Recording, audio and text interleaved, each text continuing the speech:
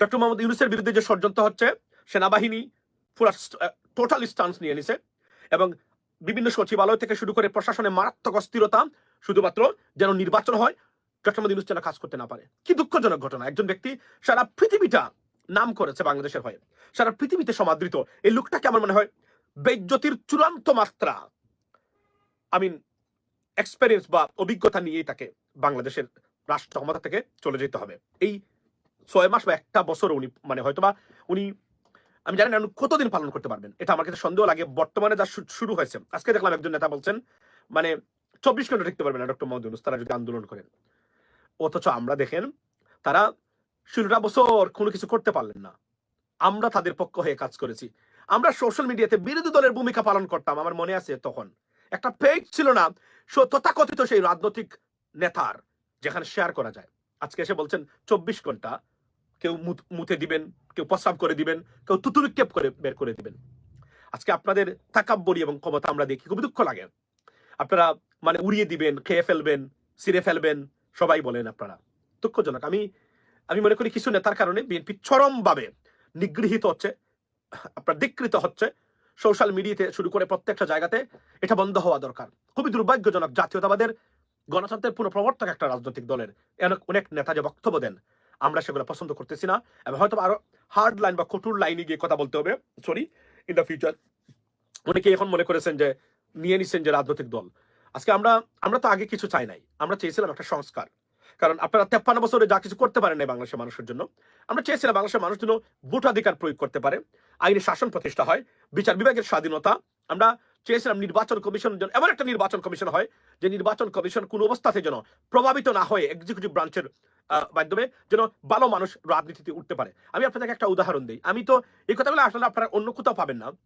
আপনারা জানেন কিনা, আমাদের নতুন নিউ ইয়র্ক সিটির মেয়র নির্বাচনে একজন মানুষ আফ্রিকার, বলে গেলাম তার জন্মস্থান, সেই দেশে জন্মগ্রহণ করে বর্তমানে নিউ ইয়র্কের মেয়র হয়ে যাওয়ার মতো পরিস্থিতি সৃষ্টি হয়েছে তার। অ্যান্ড্রু কুমোর মতো প্রভাবশালী ফর্মার ডেমোক্রেটস এবং নিউ ইয়র্কের মেয়র, গণতন্ত্র থাকলে কৃষকের সন্তান, একজন রেফিউজি ছিল তার পরিবার, কৃষকের সন্তান এমপি হতে পারে, মন্ত্রী হতে পারে, কিন্তু এটা তারা আটকিয়ে দিয়েছেন। তারা কখনোই চান না এমন কেউ সাধারণ পরিবার থেকে যোগ্যতা সম্মত কেউ উঠে বাংলাদেশের এমপি হবে, মন্ত্রী হবে, দেশকে নেতৃত্ব দেবে।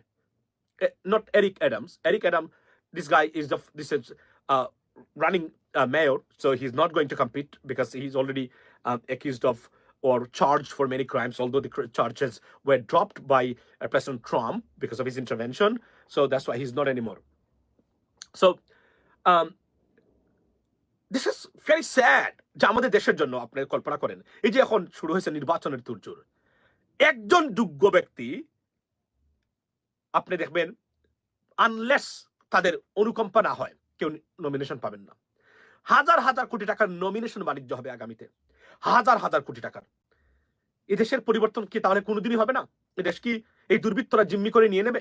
এই দেশের কি কোনোভাবে এত মানুষের জীবনহানির পরেও কি এই দেশ আবার সেই দুর্বৃত্তদের দখলে চলে যাবে, আবার সেই ব্যর্থ করাপ্টেড পলিটিশিয়ানসের দখলে চলে যাবে? এটাই আমার দুঃখ, এবং ভারতীয় রয়ের এজেন্টদের আপনার দখলে চলে যাবে, এটা আমার খুবই দুঃখ লাগে।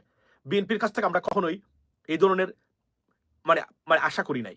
বর্তমানে যা দেখতেছি রীতিমতো আওয়ামী লীগের রিপিটেশন চলছে, তারা carbon copy, counterfeit. Trust me, this is so sad. এবং আমরা একজন ব্যক্তি তত্ত্বাবধায়ক সরকার 2 বছরের জন্য আসে, একটা বছর সময় দিতে রাজি হয় না কেউ, right? This is sad. I'm really very pissed off about it. এবং আমি জানি না আমার আগামী দিনের ভূমিকা বা কথাবার্তার ধরন কতটুকু শালীন থাকবে, কেননা 9টা মাস আমরা অপেক্ষা করতেছি। একটা শব্দ বলে সোশ্যাল মিডিয়াতে একদম তুলপাড় চলছে, বিভিন্ন সোশ্যাল মিডিয়া অ্যাক্টিভিস্টদের মাধ্যমে বিভিন্ন ধরনের নোংরা, আপনার ডার্টি, মিথ্যা, রীতিমতো ভূমিকম্প চলছে সোশ্যাল মিডিয়াতে।